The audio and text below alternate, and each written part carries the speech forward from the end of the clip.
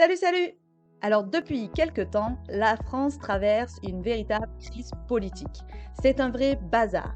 Si certains s'informent régulièrement sur la vie politique, nombreux sont ceux qui ne tendent que très rarement l'oreille et ne recueillent que des informations partielles. Et souvent, les aspects idéologiques et sociétaux sont surreprésentés, tandis que les aspects économiques, qui sont pourtant les plus impactants pour le quotidien du peuple, sont laissés de côté. Dès que sur les plateaux télé, des invités politiques commencent à aborder sérieusement des questions d'ordre économique, les présentateurs écourtent les interventions en arguant par exemple que nos téléspectateurs ne vont pas tout comprendre ou je doute que cela intéresse nos téléspectateurs. Les éditorialistes préfèrent aborder ce qui fait le buzz plutôt que de permettre aux citoyens de s'informer véritablement sur les différentes alternatives économiques proposées. C'est une forme de mépris. Cela implique qu'ils considèrent que de nombreux citoyens ne sont pas capables de comprendre.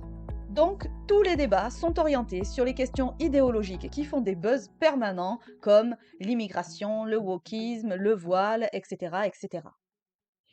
Et tout cela m'inquiète car, de fait, par manque d'informations précises et éclairées, les citoyens ne parviennent pas à s'émanciper et à se faire une opinion personnelle quant aux aspects économiques des différents programmes portés par les partis politiques. Je vais donc essayer aujourd'hui d'éclaircir le programme économique du Rassemblement national.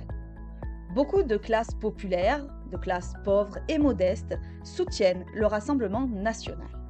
Au-delà des questions purement idéologiques, notamment sur l'immigration, le programme économique du Rassemblement national n'est pourtant pas compatible avec la situation sociale des classes dites populaires. Beaucoup risquent de tomber de très haut en cas de victoire du RN. Malgré le phare dans leur communication, le RN agit en réalité bien plus que les macronistes, d'ailleurs, de cette façon. Mais pourquoi? Quelques exemples. Premièrement, les avantages fiscaux donnés aux plus riches.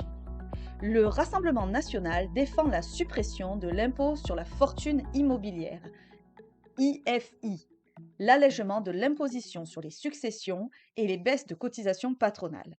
Il veut donc aller encore plus loin que Macron, qui avait déjà supprimé l'ISF.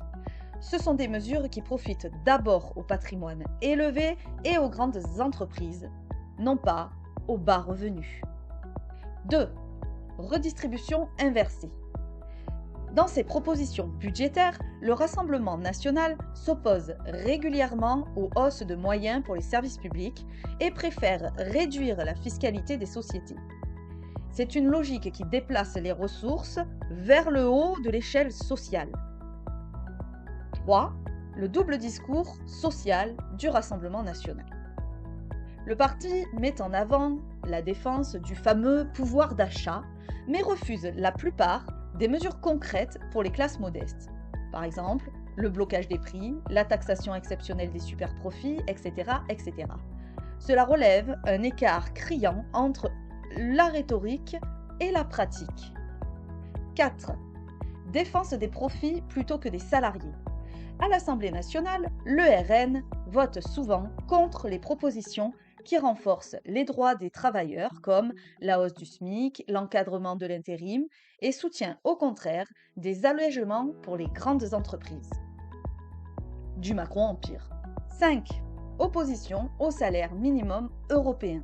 Au Parlement européen, les eurodéputés RN ont voté contre la directive sur un salaire minimum européen plus protecteur. Cela va à l'encontre des travailleurs précaires qu'ils prétendent défendre. 6. Alignement libéral sur le budget. En 2024, lors des débats budgétaires, le RN a adopté une posture de respect des règles de rigueur et de baisse de dépenses publiques, proche de la droite libérale, ce qui réduit les marges de manœuvre pour la redistribution sociale. Ce n'est pas pour rien qu'il trouve en Ciotti un allié sur les politiques libérales. 7. Instrumentalisation des colères.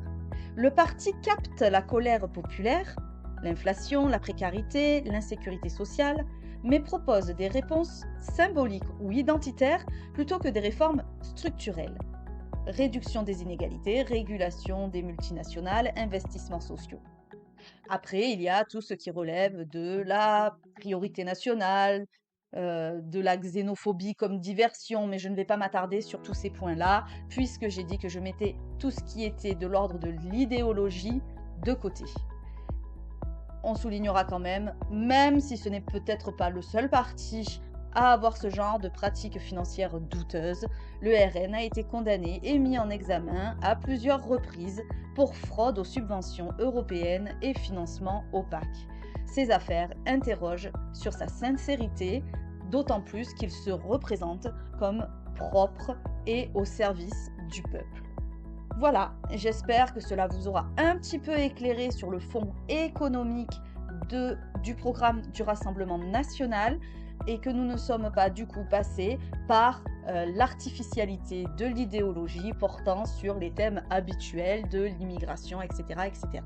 Donc c'est vraiment là quand même qu'il faut se pencher avant de voter selon sa classe sociale, voter de manière éclairée.